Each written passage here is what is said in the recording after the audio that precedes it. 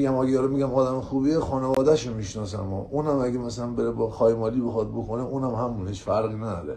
خب سوالی که میگن اینا برن کی میان؟ مگه الان آقای فیروز کریمی و ایلان ماسک و انشتنگ سر کارن الان؟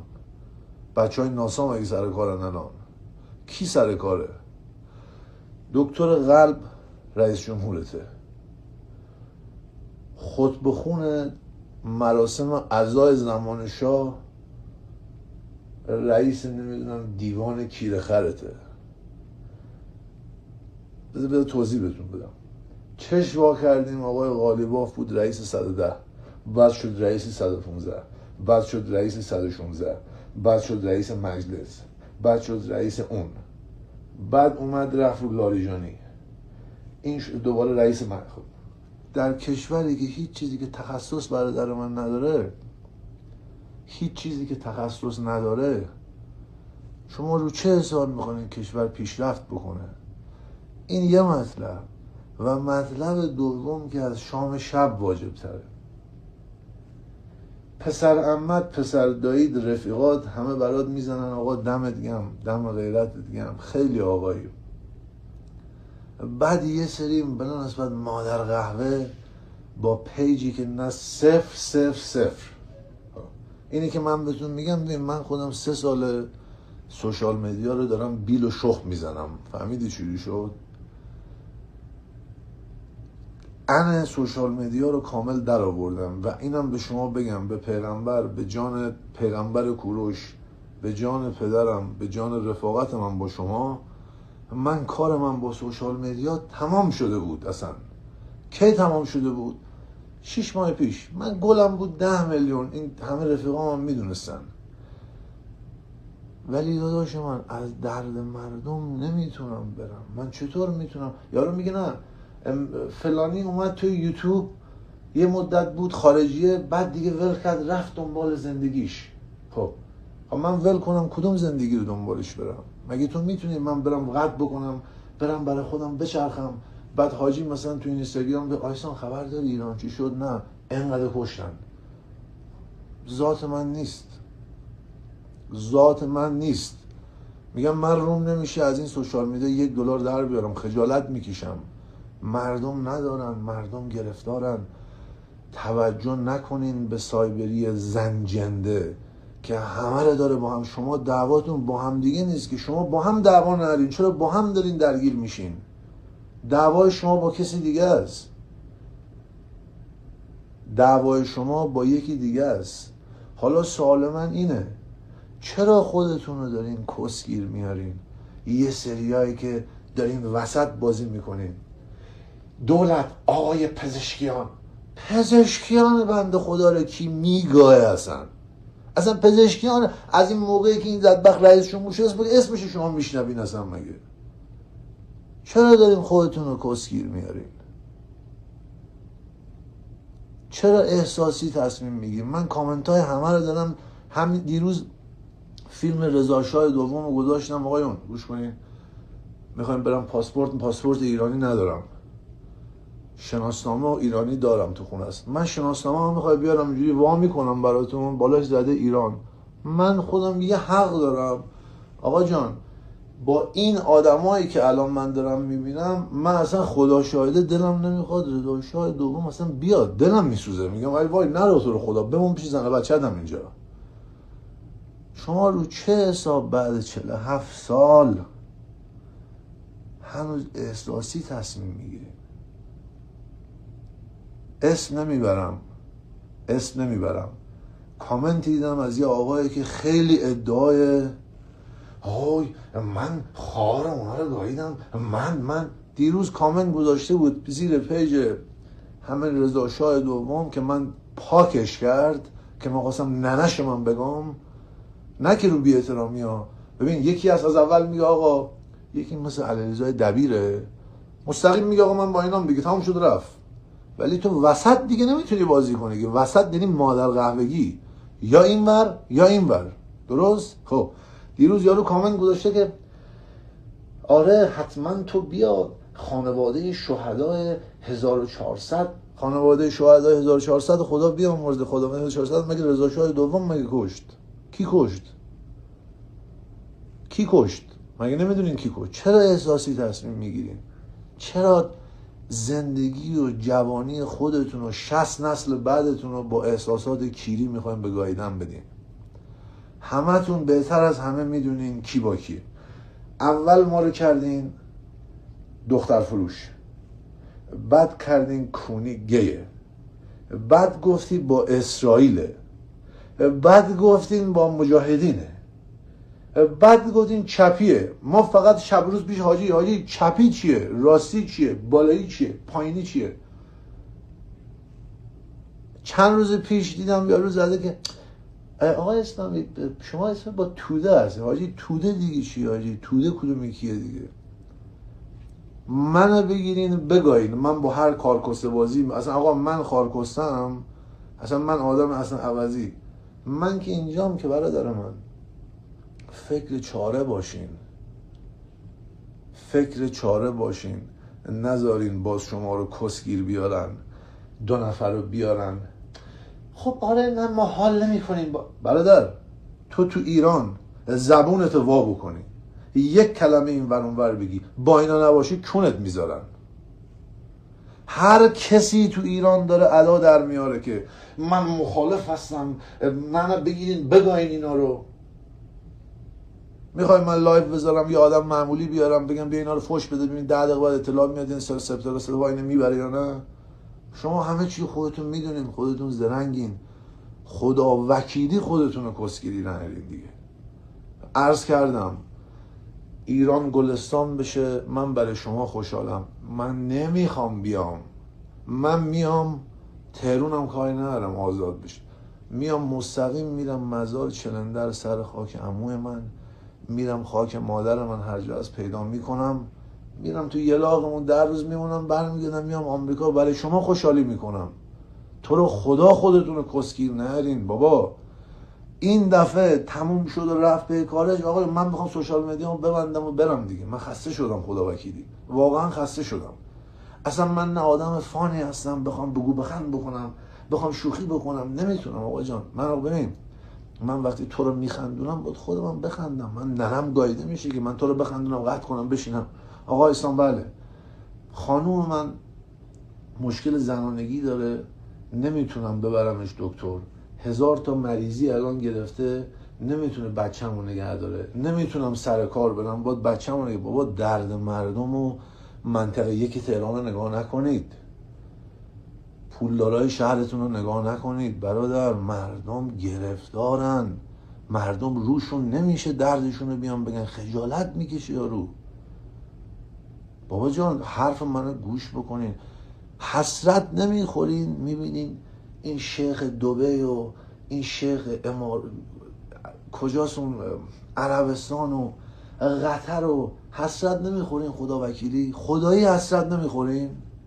پس اگه حسرت نمیخوری پس غیرت در وجودت نیست برادر من دیگه. عرض کردم قشنگ ببینین آقا اینا من نگاه کنین، اینا این منم دیگه، کسی اینجا نیست. من رضا شاه دوم که اصلا من میگم به روح مادرم قسم من دلم میسوزه براش. تمام اینا رو تمام اینا که در این نظام هستن و جمع بکنین 5 کلاس این آقا سواد ندارن. پس برای چی تو خیابون داد میزنین جاویچا جاویچا جاویچا؟ خب میدم جاویچا کی رو میخواین رضا شاه رو از توی زمین بکشین بیرون، یا میخواین برین تو مصر محمد رضا شاه خدا بیامرز بگین تو رو خدا بیا دنبال باید ببینی. خب ببینی تکلیف چیه آخه؟ تو میگی تو خیابون داد میزنی، بعد طرفی که شاه قرار نوه آقا یارو اصلا کاری نرم میخواد چیه، نوه شاه که هست که دیگه، فیلماش که هست که دیگه با F14 خلبانی کرده، 3 زبون صحبت میکنه.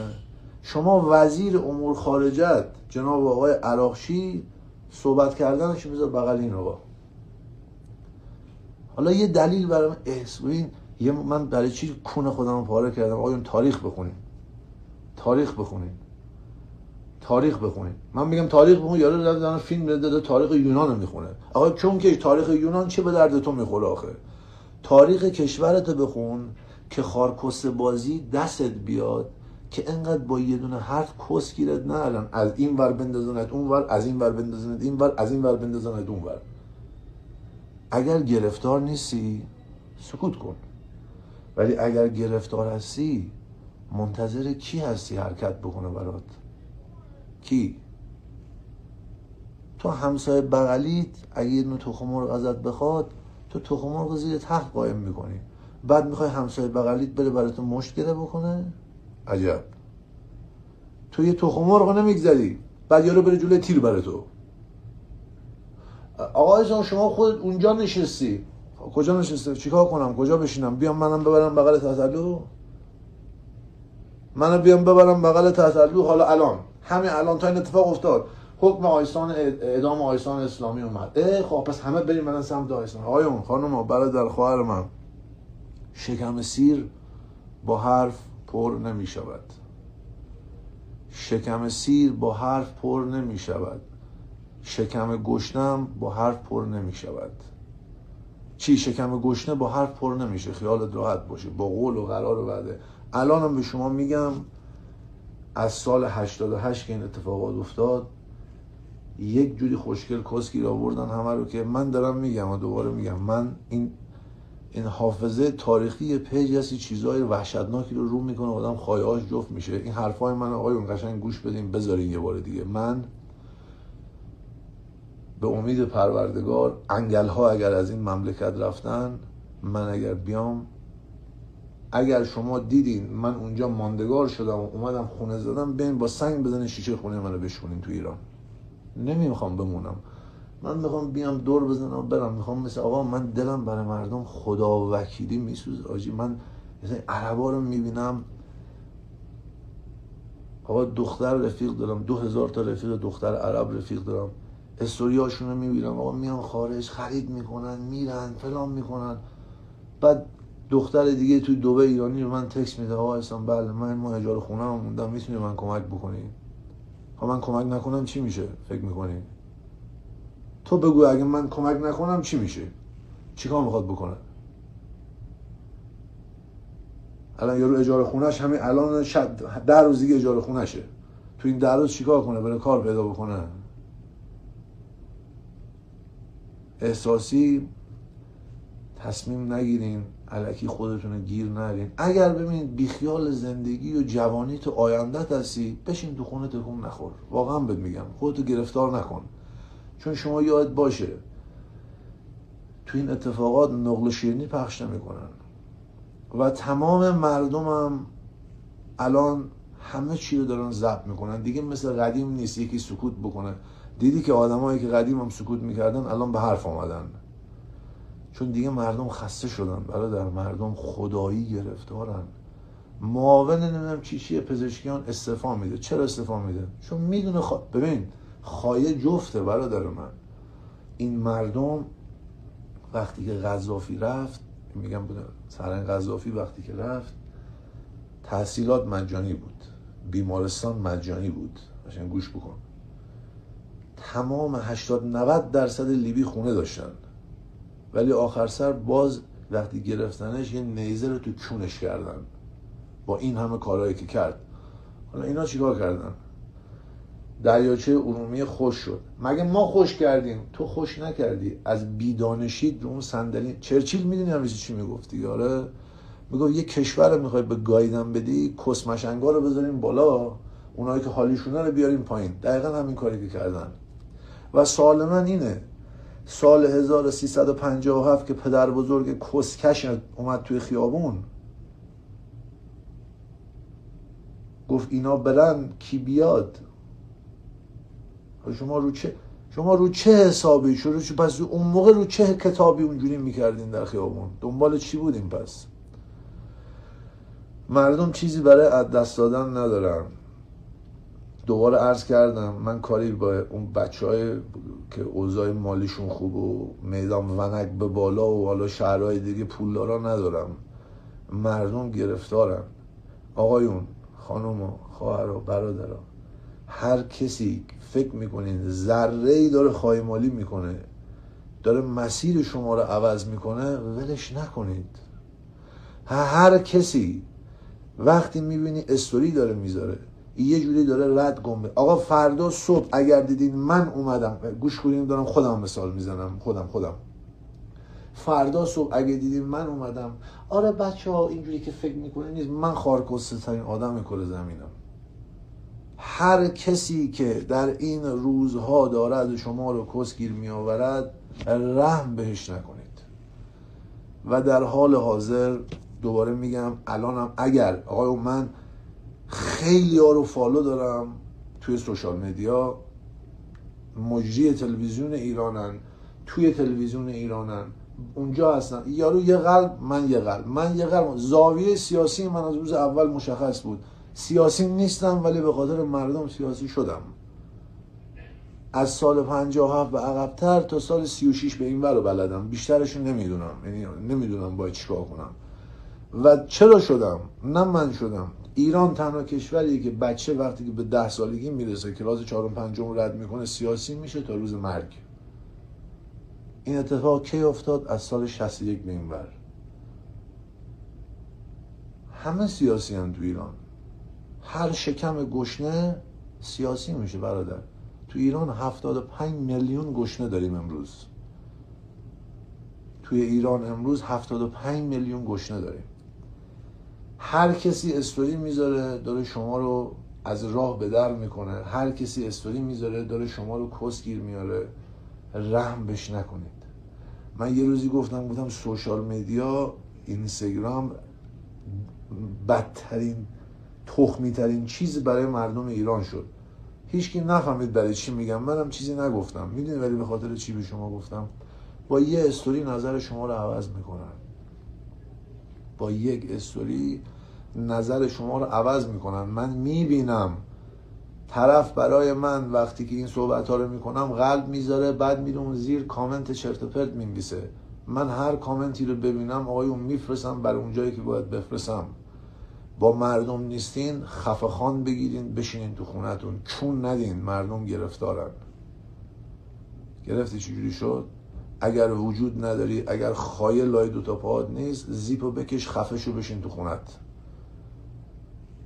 نظر مردم رو عوض نکن. با خارکسته بازی مردم ایران الان ضعیف هستن و کسی هم که ضعیف است در حال حاضر حرف روش خیلی تاثیر داره.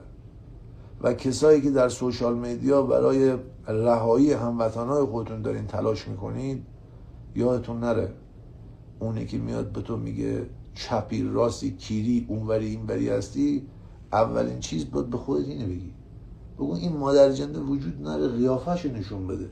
من رو چه حسابی باید حرف این کسکشو گوش بکنم؟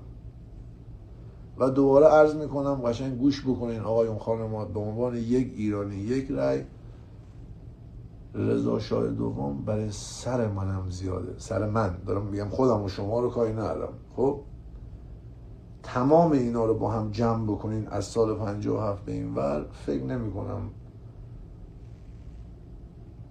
10 کلاس اندازه این آقا سواد داشته باشن. من نمیدونم واقعا این چه از خودگذشتگی داره میکنه که این زندگیشو میخواد ول بکنه، بیاد تو سن الان 60-70 سالگی گند اینا رو جمع بکنه. من بودم نمیکردم، به خدا نمیکردم. اگه میدیدم یه سری دلخوریام پیش میومد علیه خودم، میگفتم من برای چی این کارو بکنم؟ هیچ وقت. آگاه باشین، زرنگ باشین، نذارین گیرتون بیارن. هر اینفلوئنسر، هر بلاگری که میبینین داره شما رو از راه به در میکنه، اینا رو در حافظه تاریخی خودتون ثبت بکنین. این روزا ماندگار نیست. خیلی کلفتر از اینا سیکتیر شدن.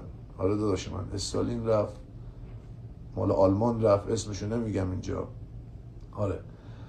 و هر کسی که میاد، هر آدم که داره برای مردم تلاش میکنه رو ریپورت میکنه، اون دکمه ریپورت، من که خدا نیستم بخوام نفرین رو ناله کنم، نفرینم معمولا برمیگرده به خود آدم ها. هیچکی نمیبینه ولی اون خدا نگاه میکنه. تو با هر یه دکمه میخوای یکی رو خفه بکنی به خاطر راحتی شکم مادر و پدرت، مگه نمیخوای بکنی؟